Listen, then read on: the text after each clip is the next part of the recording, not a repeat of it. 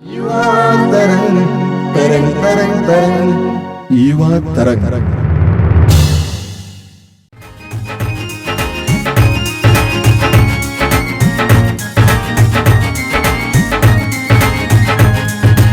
आनंद मनाओ, यीशु जी के मंदिर में तुम आनंद मनाओ। गाए आनंद मनाओ, यीशु जी के मंदिर में तुम आनंद मनाओ। हाँ, आनंद मनाओ, यीशु जी के मंदिर में तुम आनंद मनाओ। आनंद मनाओ, यीशु जी के मंदिर में तुम आनंद मनाओ। आनंद मनाओ, यीशु भजन तुम गाओ, लोगो आनंद मनाओ। गाइए आनंद मनाओ, यीशु भजन तुम गाओ, लोगो आनंद एक साथ तालियां बजा के आनंद मनाओ, यीशु जी के मंदिर में तुम आनंद मनाओ। आनंद मनाओ, यीशु भजन तुम गाओ, लोगो आनंद मनाओ। यीशु सबका स्वामी है, तुम आनंद मनाओ। यीशु सबका स्वामी है, तुम आनंद मनाओ। यीशु सबका स्वामी है, तुम आनंद मनाओ। तो गाओ यीशु सबका स्वामी है, तुम आनंद मनाओ। इस दुनिया का मालिक है, वो आनंद मनाओ। इस दुनिया का मालिक है, वो आनंद मनाओ।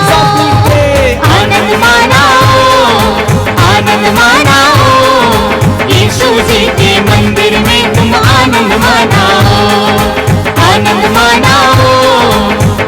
मनाओ, यीशु भजन तुम गाओ, लोगो आनंद। फिर से एक बार ताली बजा के आनंद मनाओ, ओ यीशु जी के मंदिर में तुम आनंद मनाओ। सबको जय यीशु। मेरे प्रिय युवा भाई बहनों, आप सभी का स्वागत है इस कार्यक्रम में फिर एक बार। जैसा कि बार बार मैं आपको बताता हूं कि ये कार्यक्रम आपका है, इसको आगे बढ़ाना आपका काम है। और अगर आप में से कोई भी अच्छी तरह वचन सुना पाएंगे, हमें खबर दीजिए, आपको जरूर मौका मिलेगा। मेरे प्रिय युवा भाई और बहनों, इस संसार में हर मनुष्य आनंदित रहना चाहता है, सुखी रहना चाहता है।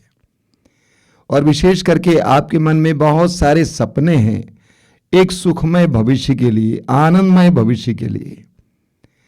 लेकिन हमें यह जानना जरूरी है कि वास्तव में क्या हमें आनंद दे सकता है और वास्तव में क्या हमें दुख दे सकता है, या कौन सच्चा आनंद दे सकता है। इस विषय पर आज आपको वचन सुनाएंगी बहन फाल्गुनी। आप ध्यानपूर्वक उनको सुने।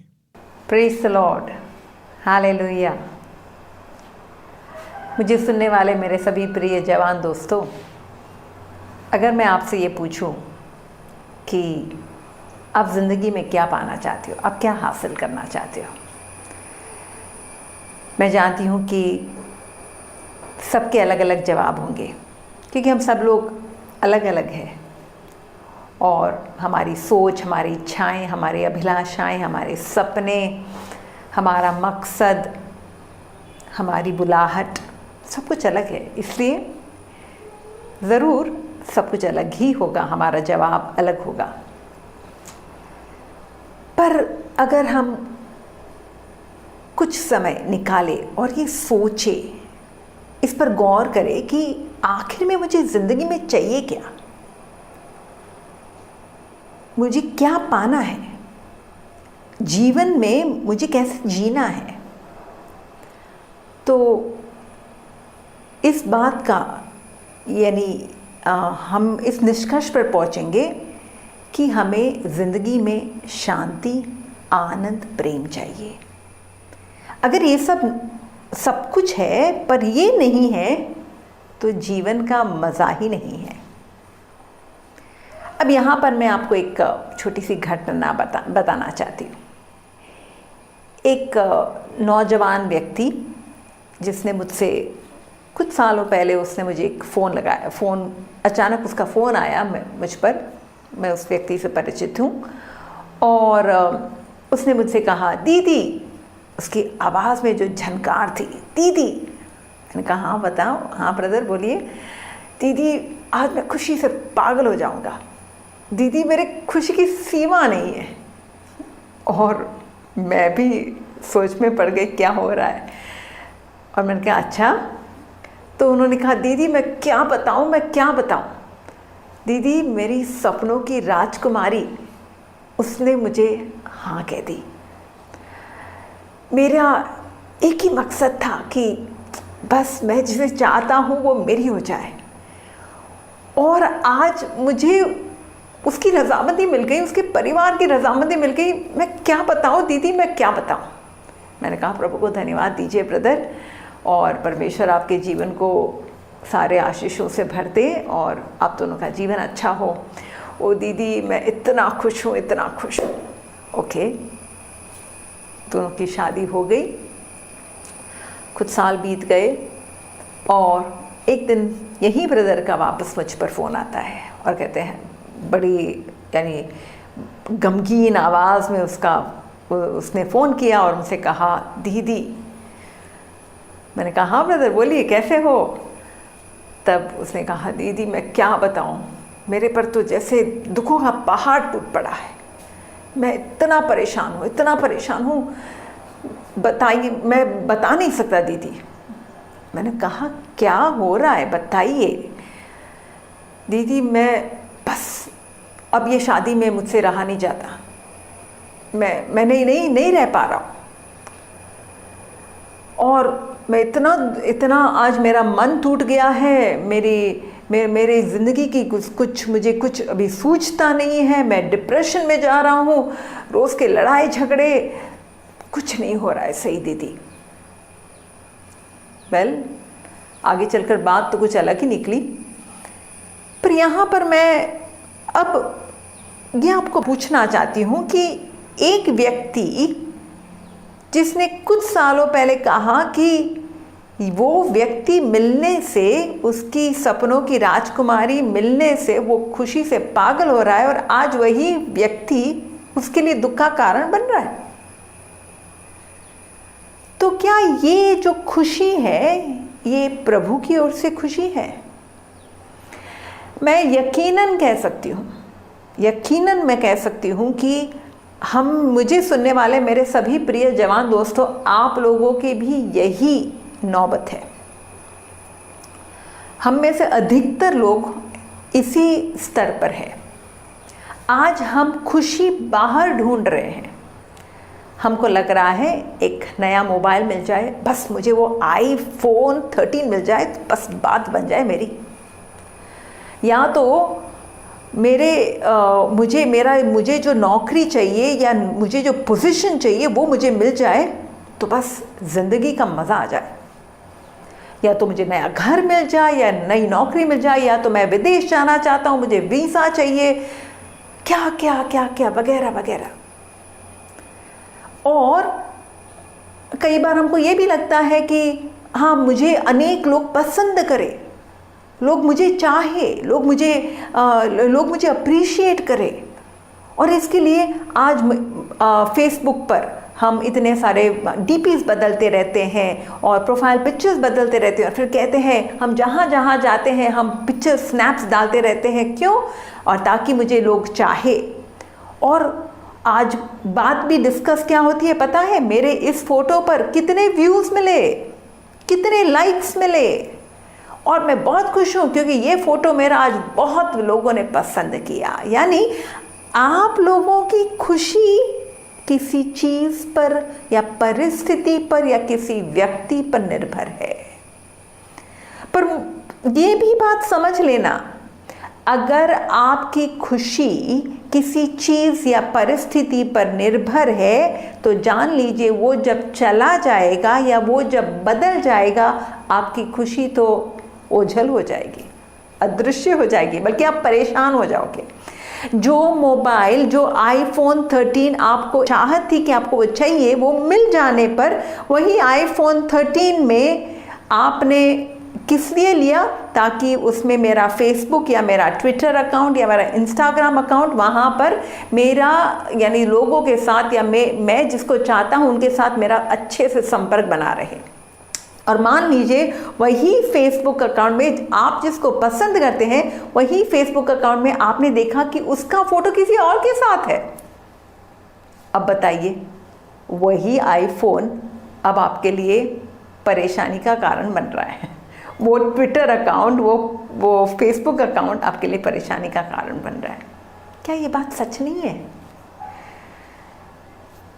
इंग्लिश में खुशी को हैप्पीनेस कहा जाता है। एंड एक्चुअली हैप्पीनेस, ये जो शब्द है इसका रूट कहाँ है, वो कहाँ आता है? To happen. To happen means कुछ होना है। तो कुछ होना है या कुछ नहीं होना है तो हम खुश होते हैं। आज अनेक लोगों की खुशी इस तरीके से भी निर्भर है कि मुझे इस मुकाम तक पहुंचना है। हाँ, ये मेरा गोल है, ये मेरा मकसद है, ये मेरा लक्ष्य है, मुझे वहाँ तक पहुँचना है, मुझे ये बनना है या ये हासिल करना है। 5 years from now or 10 years from now, I want to become this, I want to attain this, I want to achieve this. Goals रखना अच्छी बात है, पर वो गोल होने पर ही, यानी वो मकसद पूरा होने पर भी, या तो मैं आज इस परेशानी से मैं बाहर निकल आऊँ तो ही ये मेरा जीवन का लक्ष्य है, ये अगर होने पर ही मैं खुश होऊंगा, अगर आप ये सोच के चल रहे हो तो जान लेना आप वहाँ तक जब तक पहुँचेंगे, वो पूरा मंजिल यानी मंजिल तक पहुँचने के लिए आप जिस राह पर चल रहे हो वो कायम करने तक, वो तब तक तो आप परेशान रहोगे।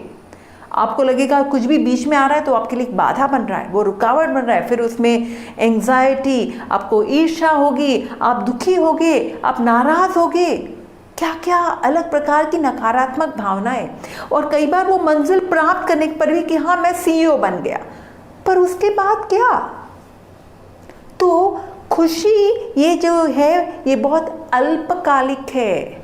It is temporary, it is not permanent and it changes, ये बदलता रहता है। तो happiness is depending on what something happens to you. और आज कई बार वो जो हैप्पीनेस है वो हमारे लिए गुस्से का कारण भी बन जाता है। कई लोगों को पूछा जाए तुम क्यों आज गुस्से में हो? ओ, क्योंकि उसने मेरा अपमान किया, उसने मुझे बुलाया नहीं, मुझे इस पार्टी में मेरा स्वागत नहीं किया गया, तो मैं आज नाखुश हूँ।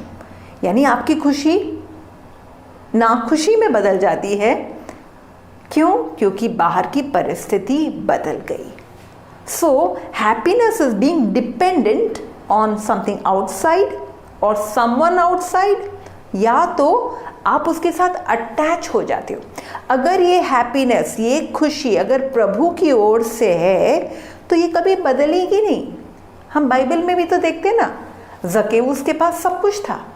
ये एक धोखा है। मुझे सुनने वाले सभी भाइयों और बहनों, मैं ये सब इसलिए बता रही हूँ ताकि आप इस झूठ से आपका पर्दाफाश हो जाए। क्या झूठ है कि सब कुछ मिलने पर मैं खुश होऊंगा। ज़केउस के पास क्या नहीं था? सब कुछ तो था। धनी नाकेदार है, ठाट बाट है, नौकर चाकर है, गाड़ी बंगला मकान सब कुछ है। सब कुछ होने पर भी क्या वो खुश था?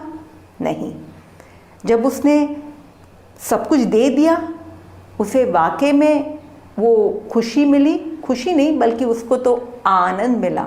मैं इस बात पर आगे बताऊंगी, पर यहाँ पर ये भी बताना चाहती हूँ कि और एक बंदा जो नौजवान धनी नवयुवक था, उसके पास सब कुछ था, प्रभु के पास आया अनंत जीवन पाने, पर जब प्रभु ने कहा सब कुछ बेच डालो तो वो दुखी होकर वापस गया। क्यों? क्योंकि उसके साथ अटैच्ड है। जब आप खुशी बाहर ढूंढते हो तो क्या हो रहा है? आप उसके साथ या तो आप उस पर डिपेंडेंट हो या तो आप उसके साथ अटैच हो जाते हो। अब इसके विपरीत जो खुशी, जो ईश्वरीय खुशी है, बल्कि खुशी ये शब्द बाइबल के आधार पर नहीं है। बाइबल में जो शब्द का प्रयोग होता है वो है आनंद, the joy of the Lord. वो जो आनंद है वो पवित्र आत्मा का फल है। गलातियों के नाम जो पत्र है उसमें अध्याय 5 वचन 22 में तो लिखा है ना कि प्रेम, आनंद, शांति ये पवित्र आत्मा के फल है। और ये जो है वो आंतरिक है, वो बाहरी चीज़ों पर निर्भर नहीं है, वो आंतरिक है और ये शांति के समान है। जैसे वो यीशु ने जैसे कैसे भेदभाव किया है या तो जो अंतर बताया है, मैं तुम्हें दुनिया की जैसी शांति नहीं दे रहा हूँ, मैं अपनी शांति दे रहा हूँ। यानी दुनिया की शांति तो बाहरी परिस्थितियों पर निर्भर है, सब कुछ सही है तो शांत हो, वरना हम अशांत हो जाते। पर मेरी शांति सदैव बनी रहती है, तुम्हारे सोच और समझ से परे है वो शांति। वैसे ही जो परमेश्वर का जो आनंद है, जिसको हम सच्चा आनंद कहते हैं, जो स्थिर है, जो सदैव बना रहता है, बाहर परिस्थिति कितनी भी आपके प्रतिकूल हो, वो कितने भी आपके विरुद्ध हो, आप आंतरिक रूप से आनंद में रहोगे।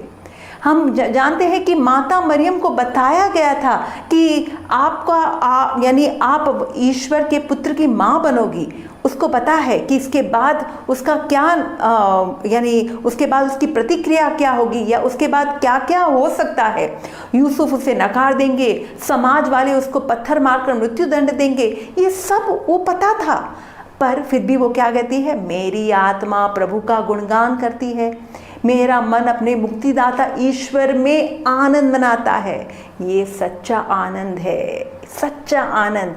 जब हम परमेश्वर में आनंद मनाते हैं, चीज़ों में नहीं, भौतिक बातों में नहीं, बल्कि प्रभु में, प्रभु जो कभी नहीं बदलता, God who never changes, when we delight in Him, जब हम उसमें आनंद मनाते हैं, वो हमारे हृदय में बसता है, तो वो आनंद परिपूर्ण होता है, वो किसी भी चीज़ पर वो विचलित नहीं होता। यीशु भी पवित्र आत्मा में आनंद मनाए हैं, लूकास के सुसमाचार में लिखा है, और वही आनंद हमें मिला है। ईश्वर का राज्य हमारे भीतर है। यीशु ने कहा ईश्वर का राज्य बाहर नहीं है, तुम्हारे भीतर। और ईश्वर का राज्य क्या है? ईश्वर का राज्य खाने पीने की बातें नहीं है। आज हम कई जवान लोग ऐसे भी सोचते हैं, सब लोग, अनेक लोग ऐसा सोचते हैं कि अरे मुझे वो चीज़ खाने से मुझे बहुत क्या कहते हैं, खुशी मिलती है। I love ice cream and I am happy when I have ice cream, और I love a pizza and I am happy when I have a pizza. So you are finding your happiness in the eating. But संत पौलुस क्या कहते हैं, kingdom of God is not in eating and drinking. हाँ, खाने पीने की बातें नहीं है, बल्कि क्या है, पवित्र आत्मा में आनंद, शांति, और पवित्र आत्मा में प्रदत्त आनंद का विषय है। न्याय, शांति और पवित्र आत्मा में प्रदत्त आनंद का विषय है। So that joy of the Holy Spirit is given to you and to me। जब हमें पवित्र आत्मा प्राप्त हुआ है तो वो आनंद हमारे भीतर है। और शैतान अनेक बार हमारे मन को धोखा दे रहा है कि ये सारी चीज़ें प्राप्त करने आप आनंद में होंगे। नहीं, ये झूठ है। हमें उस आनंद को समझना है। मेरे भाइयों और मेरी बहनों, ये समझ लो, हमें उस आनंद को जानना है जो परमेश्वर हमें देते हैं। देखिए क्या, मुझे इंग्लिश में बहुत सुंदर लिखा है, happiness it happens when something happens. It is dependent on outside, but joy is dependent on Jesus. Joy is dependent on Jesus. Happiness is depending on something happening, and joy is dependent on something on Jesus. Happiness changes with circumstances, but joy can never change because Jesus never changes. Hallelujah. नेहमाया क्या कहते हैं, the joy of the Lord is my strength. ईश्वर का आनंद मेरा बल है। हाँ, ईश्वर का आनंद हमारा बल होना चाहिए। वही जीवन में हमें उत्साह देना चाहिए, वही हमें हर्षित करना चाहिए, वही हमें उल्लासित करना चाहिए। और ये आनंद हमें कैसे प्राप्त होगा, इसकी जो चाबी है ये हमें समझना है। ये आनंद सबों के लिए संभव है, सबों के लिए। ये मत सोचना कि केवल कुछ लोगों के लिए, केवल जो धार्मिक बहनें हैं या तो जो संत लोग हैं उनके लिए ही संभव है। नो नो नो, वो आनंद प्रभु यीशु आपको और मुझको सबको देना चाहते हैं। वो कैसे होगा?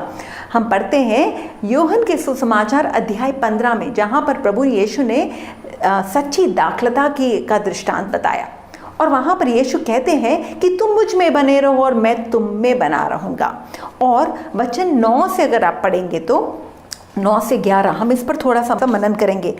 जिस प्रकार पिता ने मुझे प्यार किया है उसी प्रकार मैंने भी तुम लोगों को प्यार किया। अब परमेश्वर कहते हैं पिता ने यीशु को प्यार किया, अब यीशु कहते हैं मैंने भी तुमको लोग इसी तरीके से प्यार किया है। यानी ये प्यार का रिश्ता है, ये प्यार का एक संबंध है, और जिसके साथ वो रिश्ता जुड़ रहे हो उसके साथ आप जुड़ रहे हो। वो जैसे डाकलता और डाली डाकलता से जुड़ी होती है, तो वो एक संबंध, एक रिश्ता है। वैसे ही प्रभु कहते हैं मैं पिता से जुड़ा हूं प्यार के नाते, अब तुम मुझसे जुड़े हो कैसे? प्यार के नाते। आगे यीशु कहते हैं तुम मेरे प्रेम में दृढ़ बने रहो। प्रभु कहते हैं तुम किस में दृढ़ बने रहो? उस प्रेम में, बाहरी बातों पर नहीं। ये प्रेम आंतरिक है, वो रिश्ता आंतरिक है, और हृदय से हृदय की बातें हैं। यीशु का हृदय और मेरा हृदय जब मिलता है वो प्रेम में तुम दृढ़ बने रहो। और जब आगे यीशु क्या कहते हैं, यदि तुम मेरी आज्ञाओं का पालन करोगे तो तुम मेरे प्रेम में दृढ़ बने रहोगे। यानी उस प्रेम में दृढ़ बने रहने का प्रभु ने एक मार्ग बताया। क्या? उसके वचनों का पालन, उसके आज्ञाओं का पालन। हम अपने अनुसार नहीं बल्कि प्रभुमय जीवन बिताएंगे, और जब हम प्रभुमय जीवन, उनकी आज्ञाओं का पालन करके जब जीवन बिताएंगे तो यीशु ने वचन 11 में क्या कहा? मैंने तुम लोगों से यह इसलिए कहा है कि तुम मेरे आनंद में भागी बनो और तुम्हारा आनंद परिपूर्ण हो। देखिए यीशु ने ये सारी बातें क्यों बताई? यीशु चाहते हैं हम आनंदमय जीवन बिताए। हमारे जीवन में प्रत्येक दिन कुछ पाने पर या कुछ हासिल करने पर आनंद नहीं।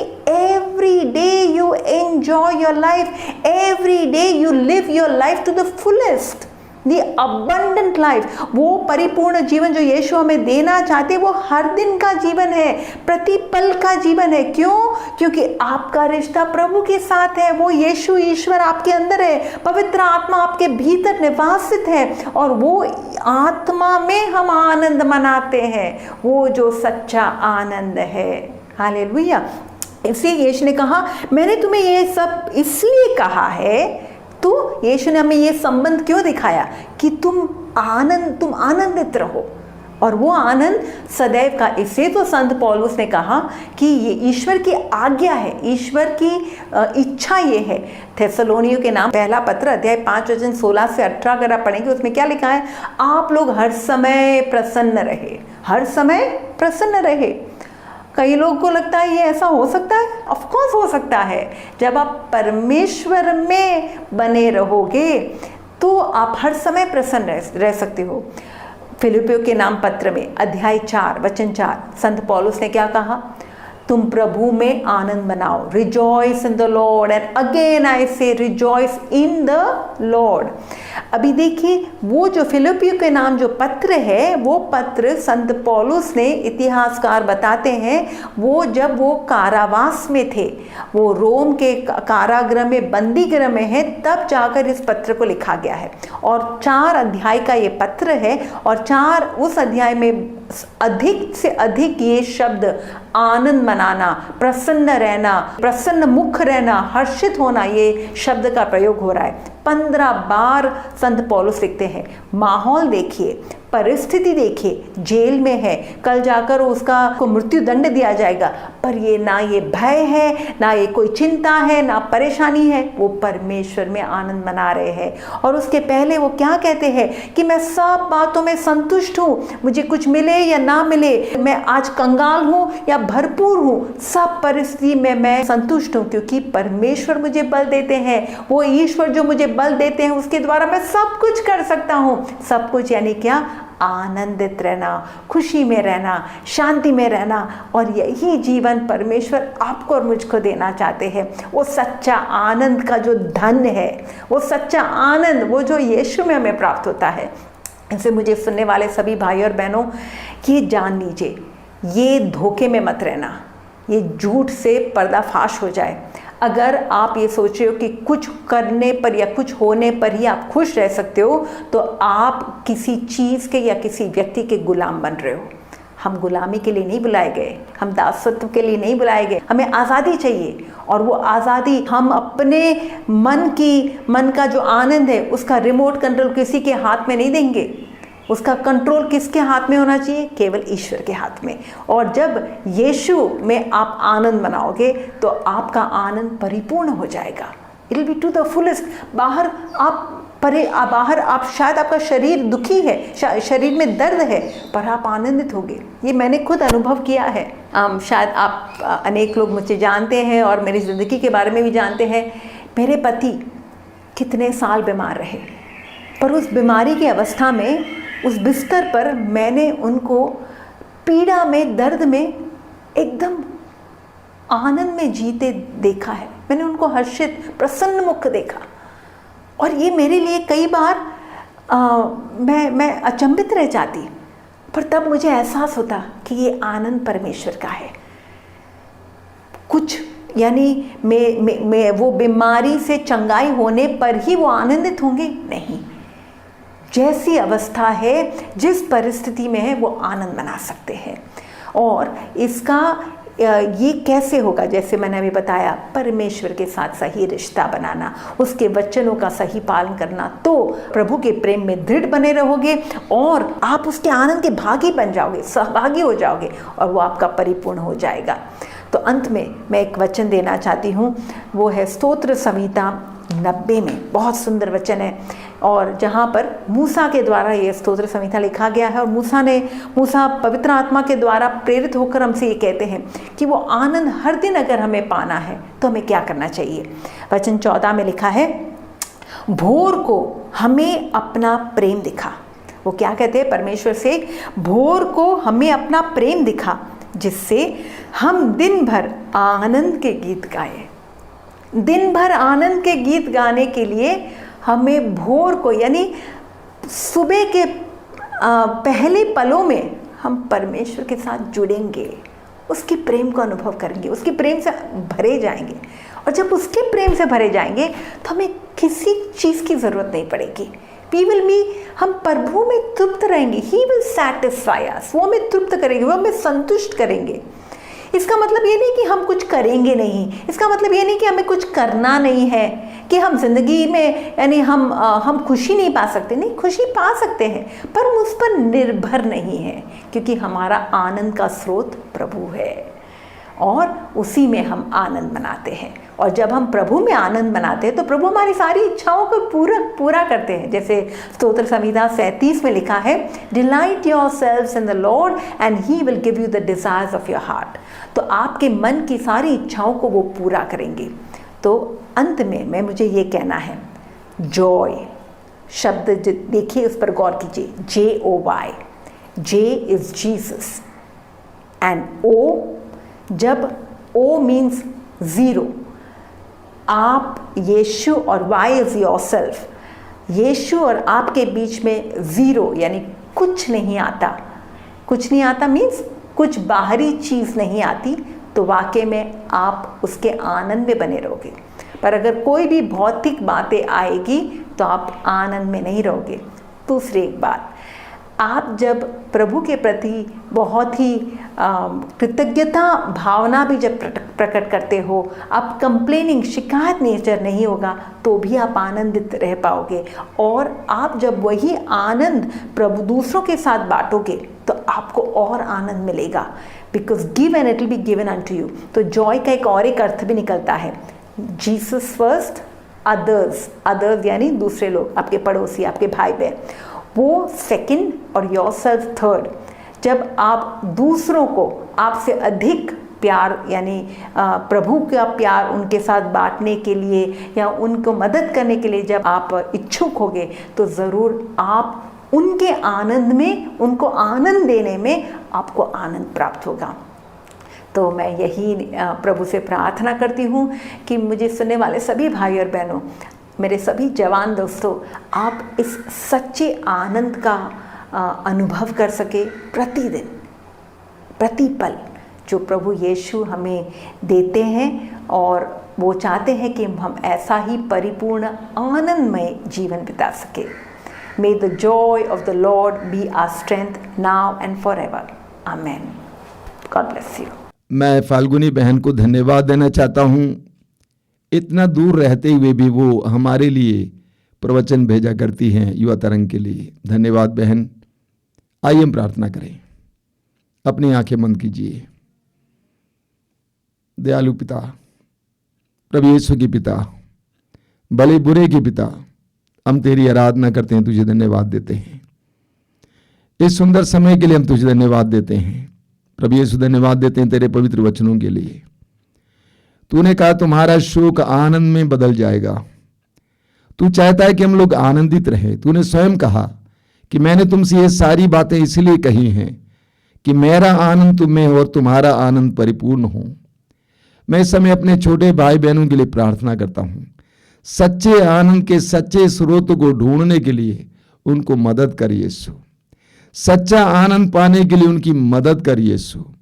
तेरे दूतों को भेजकर उनको उन सारी परिस्थितियों से बचा ले यीशु जो आनंद के नाम पर दुख देते हैं। प्रभु यीशु तेरा पवित्र हाथ उनके सिर पर रखना। तेरे आत्मा का संरक्षण उन्हें प्राप्त हो। हर परिस्थिति में पवित्र आत्मा उन्हें सही मार्ग दिखाए। अशुद्ध आत्मा दुष्ट आत्माओं से हमेशा बचाए रखें। एक एक पल उनको तेरे आनंद में बढ़ने के लिए कृपा दे। सच्चे आनंद को ढूंढने के लिए कृपा दे। इस समय प्रभु तेरे वचन में बताई गई सारी बातों को अपने हृदय में ग्रहण करने और उसके अनुसार जीवन जीने की कृपा दे। सिर झुकाइए। सर्वशक्तिमान परमेश्वर पिता, पुत्र और पवित्र आत्मा आप लोगों को आशीर्वाद प्रदान करें। आमीन। जय यीशु। सब बीमारी दूर भगाता आनंद मनाओ। सब बीमारी दूर भगाता आनंद मनाओ। हो सब बीमारी दूर भगाता आनंद मनाओ तो गाओ। सब बीमारी दूर भगाता आनंद मनाओ। दिल के दर्द पे मरहम लगाता आनंद मनाओ। दिल के दर्द पे मरहम लगाता आनंद एक साथ मनाओ। मिलके आनंद मनाओ। आनंद मनाओ। यीशु जी के मंदिर में तुम आनंद तालियां बजा मनाओ। के आनंद मनाओ। आनंद मनाओ। यीशु भजन तुम गाओ लोगों आनंद मनाओ। यीशु के मंदिर में आनंद मनाओ। आनंद मनाओ।